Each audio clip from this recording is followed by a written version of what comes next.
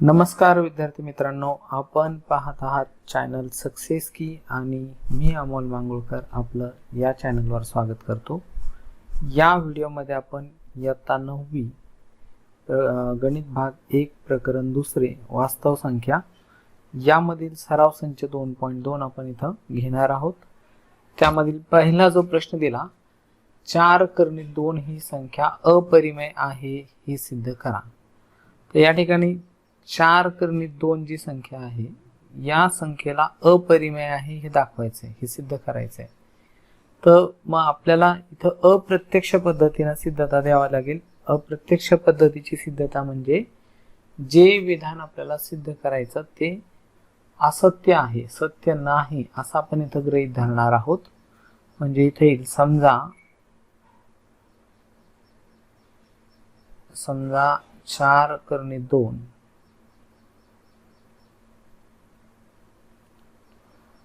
4/2 ही संख्या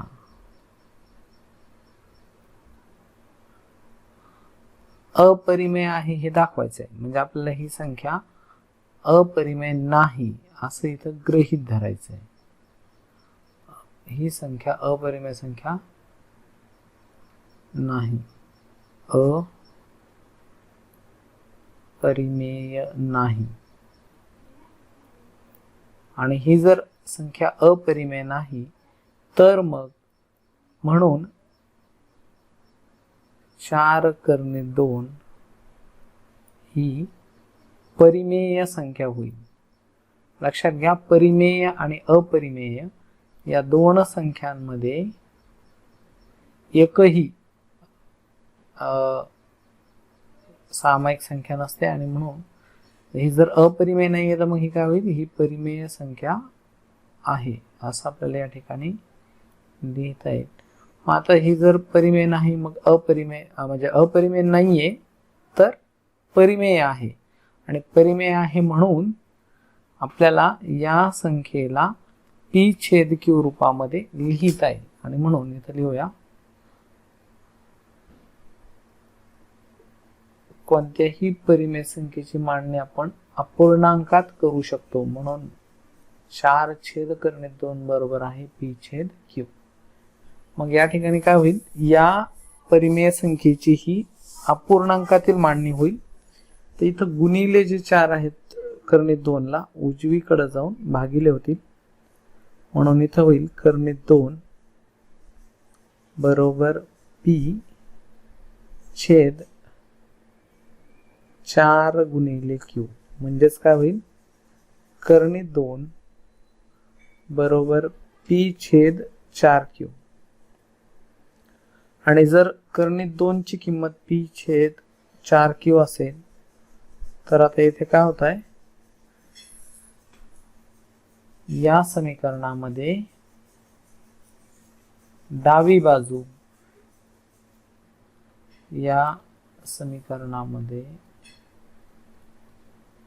डावी बाजू ही अपरिमेय संख्या आहे। डावी बाजू ही अपरिमेय संख्या असून उजवी बाजू ही परिमेय संख्या आहे।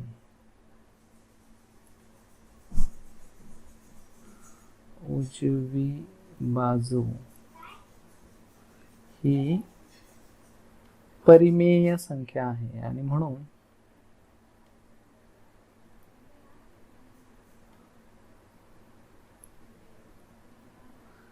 आपल्याला ही विसंगती या ठिकाणी पाहायला मिळते। समीकरणाची डावी बाजू 2 आहे आणि 2 ही काय आहे, अपरिमेय संख्या आणि p/4q ही परिमेय आहे। मग समीकरणाची एक बाजू अपरिमेय आणि दुसरी परिमेय आहे। तर मग यामुळे काय आहे, ही विसंगती आहे।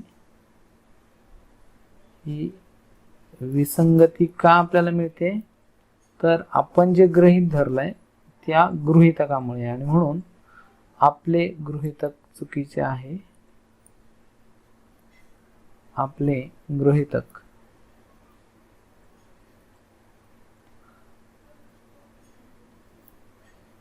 चुकीचे आहे आपण काय गृहीत धरलंय की 4 कर्णित 2 ही संख्या परिमेय नाही, हे जे आपण गृहीत धरलं हे गृहीतक आपलं चुकीचं आहे आणि म्हणून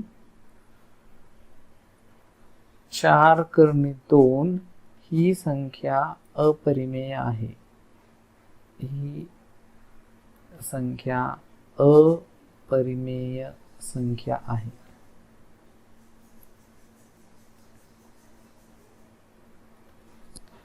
तर यानंतर याच सरावसांच्या मधला दुसरा प्रश्न आणि तोही या प्रश्नासारखाच, परंतु थोडासा इथं बदल दिलेला आहे. कारण अगोदर परिमेय आणि अपरिमेय संख्यांचा गुणाकार म्हणजेच 4 कर्णित 2 ही परिमेय होती आणि गुणिले अपरिमेय होती, तर ही आपण अपरिमेय संख्या आहे हे सिद्ध केलं. इथं आपल्याला परिमेय आणि अपरिमेय संख्यांची बेरीज दिलेली आहे आणि ही आपल्याला अपरिमेय आहे हे या ठिकाणी दाखवायचं आहे. तर इथं पण आपल्याला तेच करायचं जे आधी आपण सिद्धतेसाठी घेतलेलं आहे. इथं गृहीत धरू समजा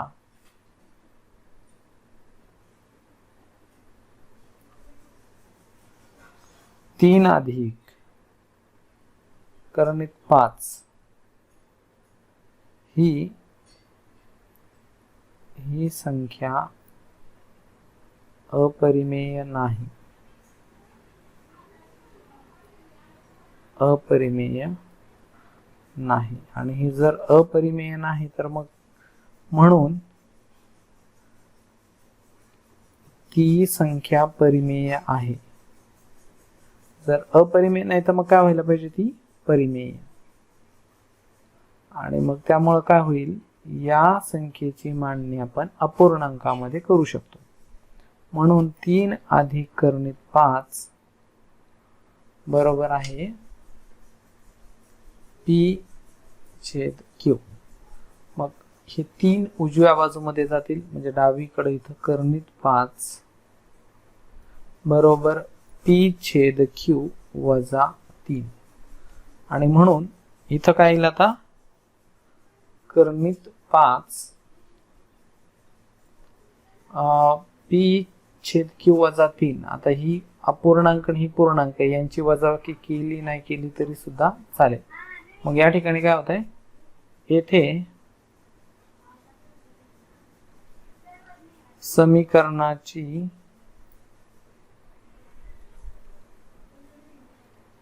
डावी बाजू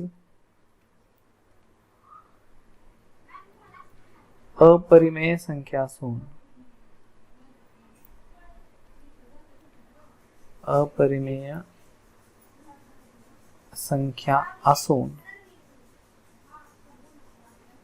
उजवी बाजू परिमेय संख्या आहे. उजवी बाजू काय आहे, परिमेय संख्या. आणि ही विसंगती होईल. मग म्हणून आता समीकरणाची एक बाजू परिमेय एक अपरिमेय, तर ही समीकरण होणं शक्य नाही, म्हणून ही विसंगती आहे. ही विसंगती आहे.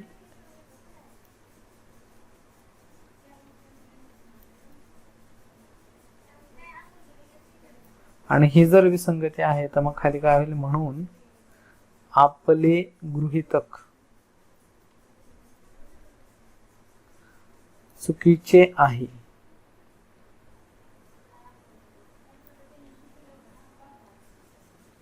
आणि म्हणून 3 अधिक कर्णित 5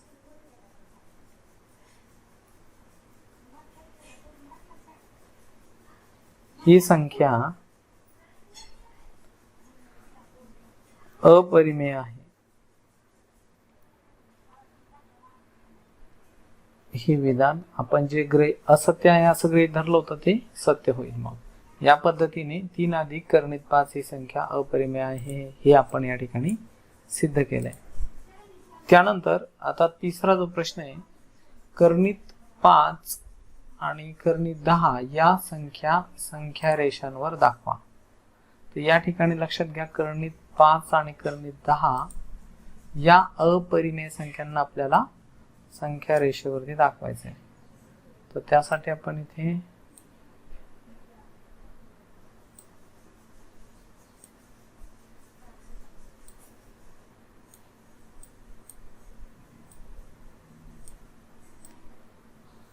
ठीक आहे, तर दोन्ही संख्यांना संख्या रेषेवर दाखवताना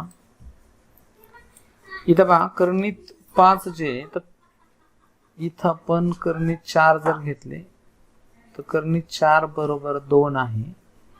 म्हणजे याचा अर्थ 5 चं वर्गमूळ हे 2 पॉइंट मध्ये पाहिजे.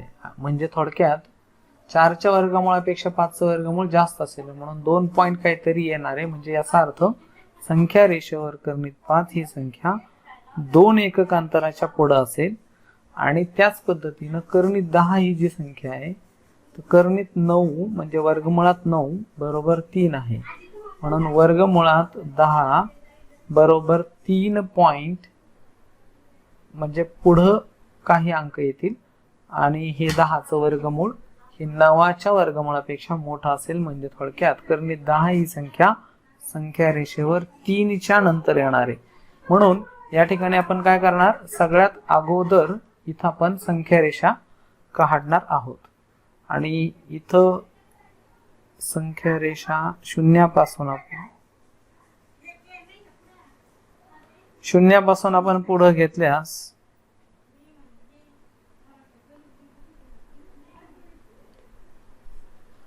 इथं आपण संख्या रेषा घेतलेली आहे आणि या संख्या रेषेवरती आपल्याला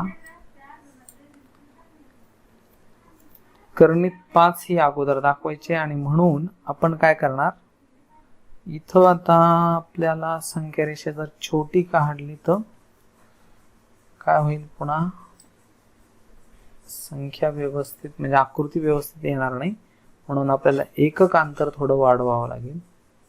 तर त्यासाठी आपण संख्या रेषा थोडी वाढवून घेऊ.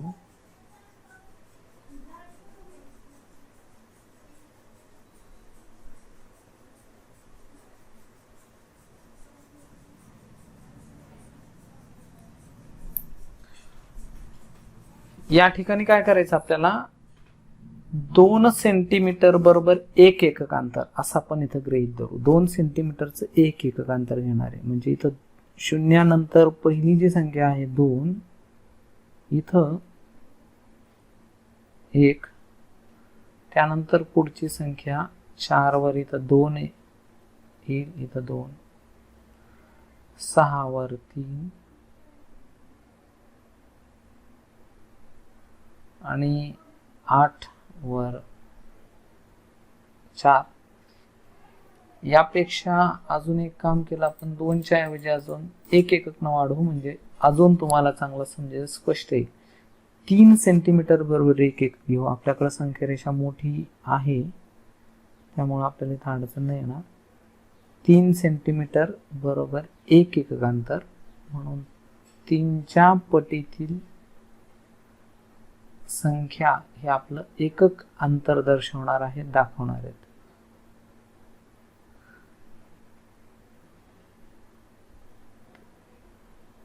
इथं 3 आणि या ठिकाणी 4.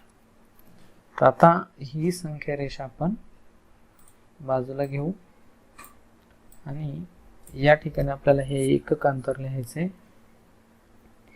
इथे 0, 1,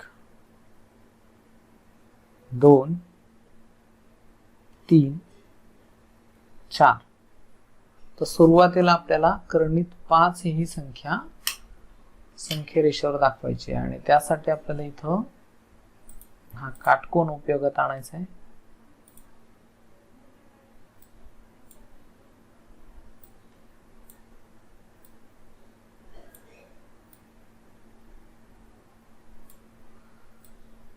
मी अगोदर सांगितल्या पद्धतीनं कर्णित 4 बरोबर 2 आहे मित्रांनो. कर्णित 4 चं वर्गमूळ काय आहे 2. मग 4च्या वर्गमूळापेक्षा 5 या संख्येचं वर्गमूळ हे मोठं असेल आणि म्हणून ते 4चं वर्गमूळ 2 च्या पुढे येणारे कर्णित 5 ही संख्या. आणि म्हणून आपल्याला काय करायचंय, इथं 2 वर अशा पद्धतीनं हा आपल्याला काटकोन ठेवायचा आहे आणि 0 ते 1 यांच्यामध्ये किंवा कोणत्याही 2 संख्यांमध्ये जे एकक अंतर आपण इथं ठेवलंय त्या एकक अंतराचा लंब या ठिकाणी आपल्याला टाकायचा आहे. आपण एकक अंतर 3 सेंटीमीटर घेतलंय, 3 सेंटीमीटर बरोबर 1 एकक, म्हणून इथं 2 या संख्येवर 3 सेंटीमीटरचा शिरोलंब आपल्याला घ्यायचा आहे आणि त्यानंतर याला आता आपल्याला जोडायचं आहे.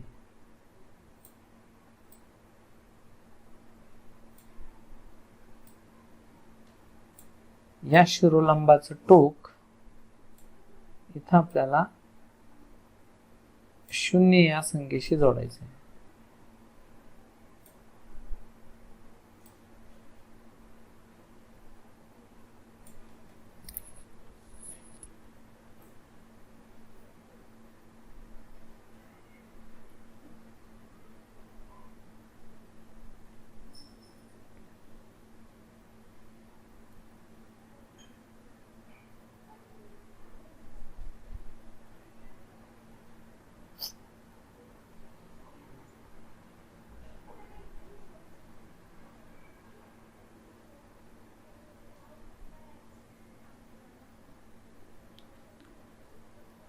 शिरोलंबाचं टोक आपण 0शी जोडल्यामुळे या ठिकाणी काय होईल, काटकोन त्रिकोण तयार होईल. आता हा जो काटकोन त्रिकोण तयार झाला, यामध्ये आपण हा जो पाया घेतलेला आहे, हा पाया आहे 2 एकक. पाया आपण किती घेतलाय, 2 एकक, आणि उंची जी घेतली ती 1 एकक घेतलेली आहे. आणि म्हणून पायथागोरसच्या प्रमेयानुसार इथं हा जो कर्ण आहे, तर कर्ण वर्ग बरोबर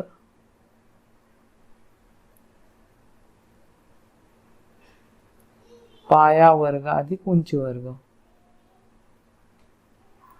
आणि मग काय होईल, इथं पाया आपण घेतला 2, मग 2 चा वर्ग अधिक उंची 1 चा वर्ग, मग 2 चा वर्ग 4 अधिक 1 चा वर्ग 1 बरोबर काय होईल, कर्ण वर्ग बरोबर 5.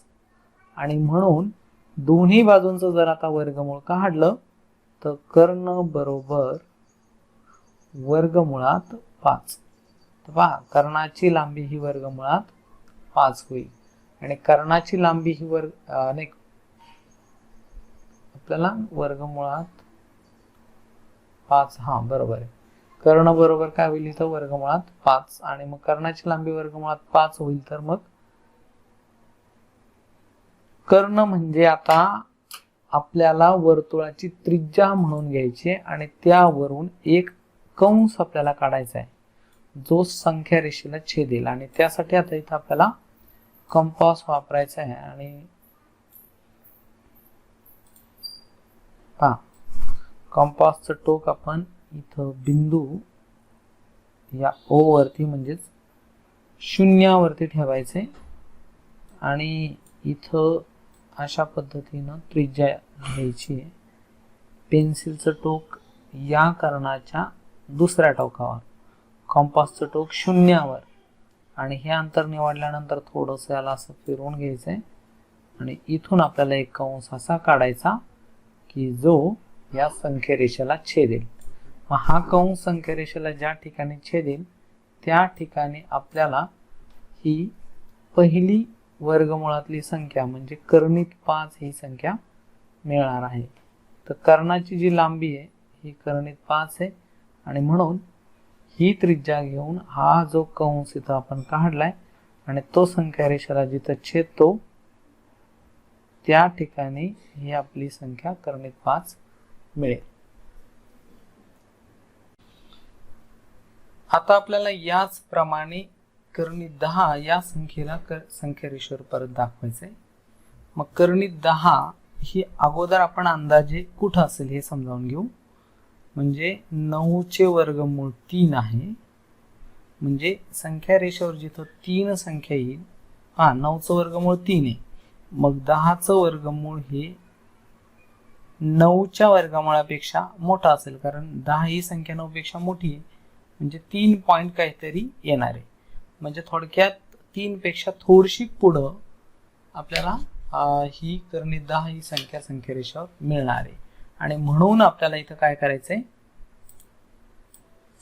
आपण पुन्हा एकदा कंपास घेऊ आणि या कंपासच्या साहाय्याने इथं 3 एकक अंतरावर एक एकक अंतराचा शिरोलंब घ्यायचा आहे.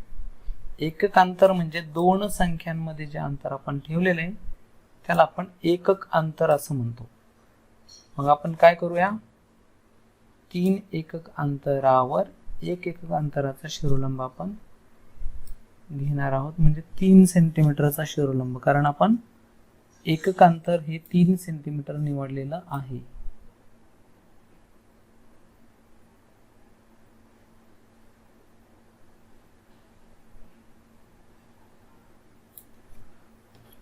तर इथं आता आपण 3 सेंटीमीटरचा शिरोलंब घेतलेला आहे.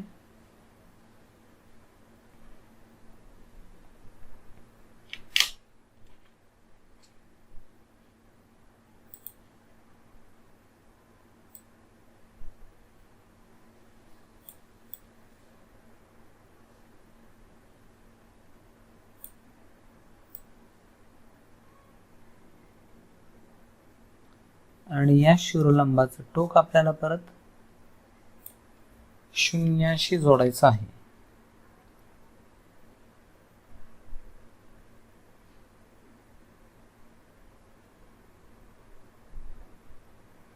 हे शून्याशी जोडल्यानंतर इथं परत आपल्याला एक काटकोन त्रिकोण मिळतोय.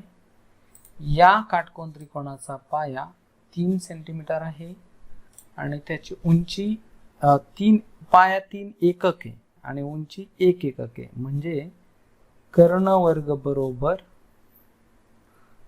3चा वर्ग अधिक 1चा वर्ग असं होईल. आणि म्हणून 3चा वर्ग 9 अधिक 1चा वर्ग 1 बरोबर झाले 10. आणि म्हणून वर्गमूळ काढून कर्ण बरोबर वर्गमुळात 10 अशा पद्धतीनं काटकोन त्रिकोणाचा कर्ण म्हणजे कर्णीत 10 सेंटीमीटर लांबी असलेला रेषाखंड आपल्याला मिळतोय. आणि म्हणून आता काय करणार आहे आपण, या रेषाखंडाच्या लांबी एवढी त्रिज्या आपल्याला घ्यायची आहे. या रेषाखंडाची लांबी ही कर्णीत 10 आहे, तर या रेषाखंडाच्या लांबी एवढी त्रिज्या आपण इथं घेणार आहोत. आणि एवढी त्रिज्या घेऊन एक कंस आपल्याला काढायचा आहे, जो दिलेल्या संख्यरेषेला छेदणार आहे. तर तुम्ही काढताना कंपासचं टोक एक शून्यावर ठेवायचं आणि एक या कर्णाच्या या इकडच्या अंत्यबिंदूवर, आणि कंपासला थोडंसं असं फिरून घ्यायचंय आणि इथून तुम्ही अशा पद्धतीनं एक कंस काढा की जो संख्यारेषेला छेदेल. या कंसानं संख्यारेषेला ज्या ठिकाणी छेदला आहे त्या ठिकाणी आपल्याला कर्णीत 10 किंवा वर्गमुळात 10 ही संख्या मिळेल. तर या पद्धतीने आपण या दोन्ही कर्णी संख्या संख्यारेषेवर दाखवल्यात, किंवा दोन्ही अपरिमेय संख्या आपण या ठिकाणी संख्यारेषेवर दाखवलेल्या आहे. यानंतर या सराव संचामधील शेवटचा प्रश्न, खाली दिलेल्या संख्यांच्या दरम्यानच्या कोणत्याही 3 परिमेय संख्या लिहा. इथं जी पहिली जोडी आपल्याला दिलेली आहे 0.3 आणि ऋण 0.5. तर 0.3 आणि ऋण 0.5 या दोन्ही संख्या दशांश मांडणीमध्ये दिलेल्या आहेत, दशांश अपूर्णांकात दिलेल्या आहेत. आणि मग या संख्यांना आपल्याला यांच्या दरम्यानच्या म्हणजे यातील जी लहान संख्या आहे ती आपण अगोदर लिहू. म्हणजे ही ऋण 0.5 ही लहान आहे आणि 0.3 ही मोठी संख्या आहे. मग ही लहान आणि ही मोठी, म्हणजे हिच्यापेक्षा मोठी आणि यापेक्षा लहान, लहान संख्येपेक्षा मोठ्या असतील आणि मोठ्या संख्येपेक्षा लहान असतील अशा संख्या कोणत्याही 3 संख्या आपल्याला लिहायच्यात. तर या दोन्हींच्या दरम्यान असंख्य संख्या आपल्याला मिळणार आहेत. म्हणजे इथं पहा, ऋण 0.5 च्या नंतर तुम्ही पहा 0.51 ऋण 0.52 ऋण 0.53 या पद्धतीनं संख्या आपण घेऊ शकतो. या दोन्हींच्या दरम्यान 0 ही सुद्धा संख्या येते. त्यानंतर 0.1 0.2 हे पण या दोन्हींच्या दरम्यान असणारी संख्या आहे. तर मग या पद्धतीने आपण अशा असंख्य संख्या लिहू शकतो, पण आपल्याला कोणत्याही 3 संख्या लिहायला सांगितल्या होत्या. तर त्यानंतर आता दुसऱ्या प्रश्नामध्ये ऋण 2.33 आणि ऋण 2.33 यांच्या दरम्यान असणाऱ्या कोणत्याही 3 परिमेय संख्या. तर या ठिकाणी काय करू आपण, ऋण 2.3 म्हणजेच काय होईल, ऋण 2.30 आणि यावरती अजून एक शून्य आपण वाढवून घेऊ शकतो, म्हणजे ऋण 2.300 ही संख्या होईल ही. आणि दुसरी जी संख्या आहे ऋण 2.33 यावरती शून्य, या संख्येची किंमत आपण ऋण 2.330 अशी घेऊया. मग आता ही आणि ही संख्या समान आहे, फक्त आपण काय केलंय, दशांश चिन्हानंतर शून्य वाढवलेले आहेत. म्हणजे या संख्येची जी किंमत आहे तीच या संख्येची फक्त मांडणी बदलली आहे. आणि म्हणून दोन्ही संख्यांच्या दरम्यान असणाऱ्या संख्या, दोन्ही संख्यांच्या दरम्यान असणाऱ्या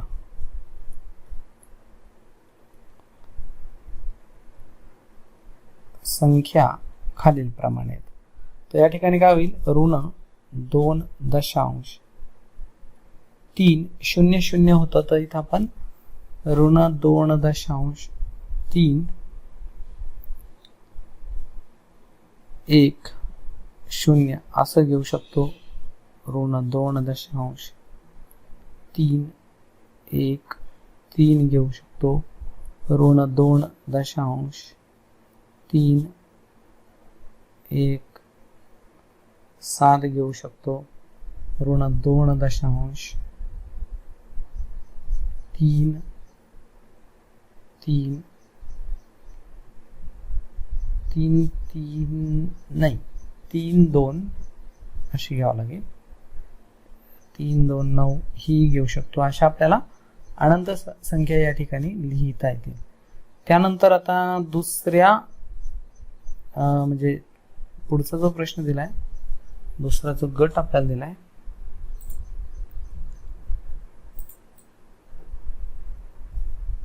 पाच 5.2 आणि 5.3, 5.2 आणि 5.3 यांच्या दरम्यानच्या. तर आपल्याला पुन्हा एकदा काय करायचंय, इथे लिहायचंय 5.2 बरोबर, इथं आपल्याला 2 नंतर 1 शून्य वाढवायचंय आणि 5.3 मध्ये दशांश चिन्हानंतर म्हणजे 3 नंतर 1 शून्य वाढवायचंय. आणि म्हणून दोन्हींच्या दरम्यानच्या संख्या, आता दरम्यानच्या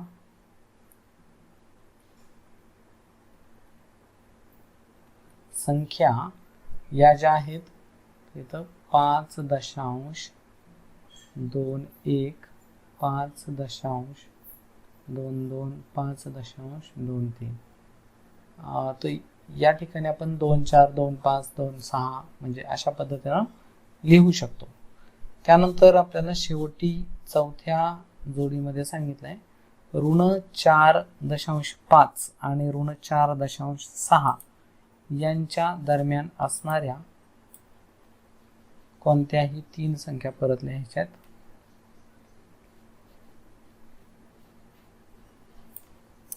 तर इथं घेऊ ऋण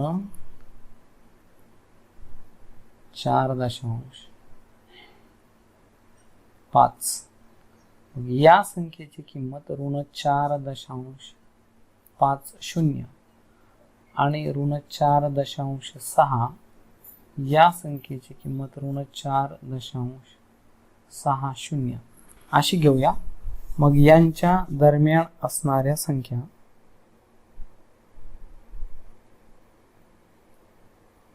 यांच्या दरम्यान असणाऱ्या